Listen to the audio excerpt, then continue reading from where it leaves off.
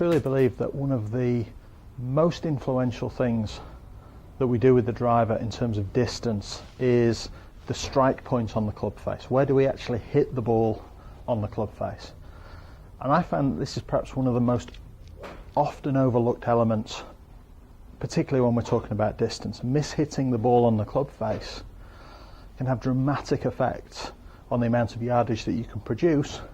And I want to show you a couple of things today which are going to back that up and hopefully change your mind about what's really important when you're trying to drive the ball further. So the first thing we're going to do is we're going to look at the driver head. Now, what's interesting about the driver is that it's not a flat face, it's not a flat surface like it would be perhaps with an iron. Your driver is curved across two dimensions. It's curved from top to bottom and heel to toe. Now, when we look at the center point of a driver, that's where the loft on the club is measured from. But what we have to bear in mind is that as we go down the club face or up the club face, the loft is going to change. So the lower down the club face we go, as we see here indicated by this pencil, the lower down the club face I go, the less loft there is available. The higher on the club face I go, the more loft there is available.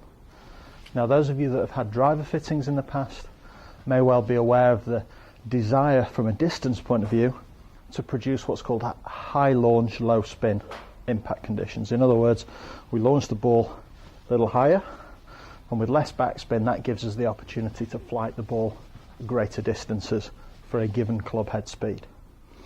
Now, what I've done today is I hit a few shots earlier on using impact tape and flight scope to measure some of the strike points at different parts of the club face and to see what the results were. In other words, to see whether certain mishits were more destructive than others. We're going to go through that in just a moment. Okay, once we understand that the club face is not flat and that the loft on the golf club is going to change depending on where we hit the ball, we then have to look at where on the club face are we trying to strike the ball, where's the ideal spot. Now, you'll see during the course of this video some of the strike points that we've made, and what I've tried to do is hit the ball as close to the centre line as I can, and also a couple of mishits, and we're going to look at those and see how those have stacked up in terms of the yardage in particular that they produce. But I think it's important to understand that the centre, the sweet spot of the driver is not in the centre of the club face. So if we were to draw a cross on the club face, the centre line wouldn't be the actual sweet spot. We need to hit the ball slightly above that centre line. So hitting the ball above centre is much better than hitting the ball below centre. Now, I've talked about this in a previous video relating to tee height, and I really believe that the majority of players, with the testing that we've done on flight scope and driver swings in particular, the majority of players tend to tee the ball too low, and they have an angle of attack which is too steeply downwards onto the ball. Now, for me, this causes a couple of issues. Number one, we're going to certainly, on a low tee height, struggle to strike the ball above the centre line. But secondly, that steeper angle of attack is often associated with a de-lofting effect on the club face.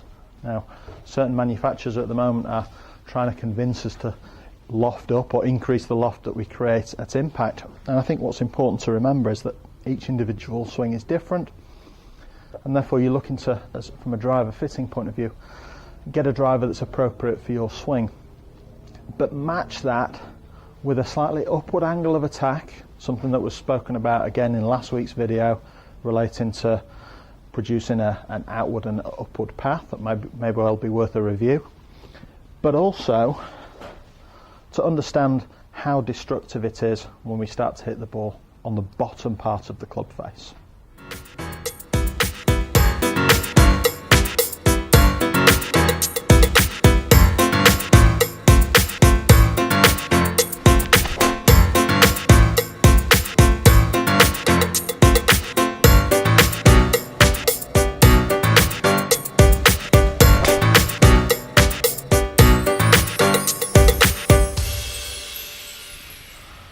So as you can see there, we've hit a couple of shots, and as I say, what I've tried to do is tee the ball at an appropriate height for me to get the best strike that I can, and mix that with a strike which is off the toe and a strike which is low and off the heel.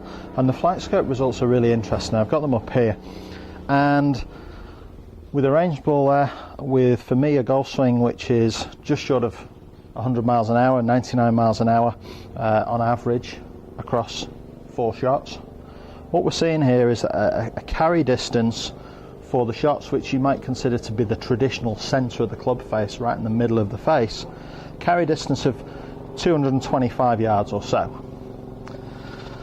What's really interesting is when we look at the 2 mishits relative to that, again with same range ball. Now the strike point, which is indicated number 4 on the impact tape, which is a very common strike point for a lot of players, which is low on the club face and towards the heel, often as a result of a driver shaft which is too long. That produces a yardage which drops from 225 down to 190. So 35 yards difference in terms of the carry. A spin rate, which is on this particular golf ball 4,500 RPM, which is more than 1,000, 1,500 almost RPM more than the centre strike. But what's really interesting is when we look at that relative to a shot that's hit higher on the club face and more towards the toe. So it's still a miss hit. But what actually happens when we look at that miss hit is that because the golf club is showing more loft at the upper part of the club face, we still get a high launch. And the higher up the club face we hit the ball, the more the backspin on the ball is reduced. So we get a miss hit which produces, instead of 225 yards carry, it produces 220 yards. It's only been reduced by 5 yards as a carry. We also get a spin rate which drops to 2,400 RPM. So more than 2,000 RPM less than the strike that came out of the bottom of the club face.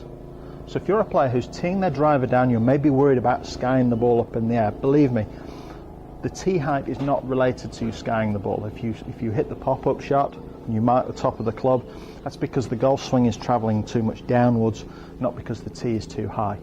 What we have to do to really increase our yardage is understand that the best place to hit the golf ball is just above the centre line of the driver, with an outward and upward swing shape.